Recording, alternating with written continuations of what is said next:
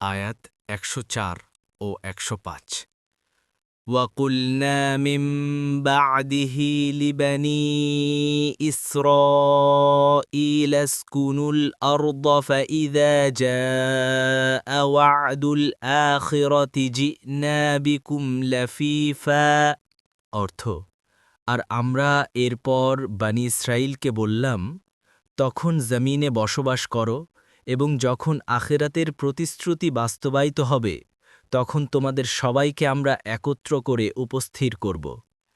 আয়াত ১০৫ ওয়াবিল হাক্কি আনজালনাহু ওয়াবিল হাক্কি নাযালা ওয়ামা আরসালনাকা ইল্লা মুবাশশিরাও ওয়া নাযীরা অর্থ আর আমরা সত্য সহই কোরআন নাজিল করেছি এবং তা সত্য সহই নাজিল হয়েছে। আর আমরা তো আপনাকে শুধু সুসংবাদদাতা ও সতর্ককারী রূপে পাঠিয়েছি। তাফসির ১ নং ফুটনোটের বিবরণ।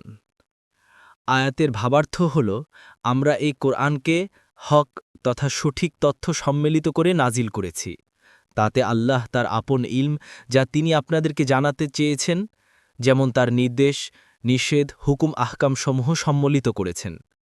তারপর আল্লাহ তাআলা বলছেন যে আর এই কোরআন হক তথা সঠিকভাবেই নাজিল হয়েছে, অর্থাৎ হে নবী, এই কোরআন আপনার কাছে সংরক্ষিত, অবিকৃত ও অমিশ্রিতভাবে নাজিল হয়েছে, কেননা এটা তো সেই মহাশক্তিশালী সত্তার পক্ষ থেকে এসেছে। ইবনে কাসির।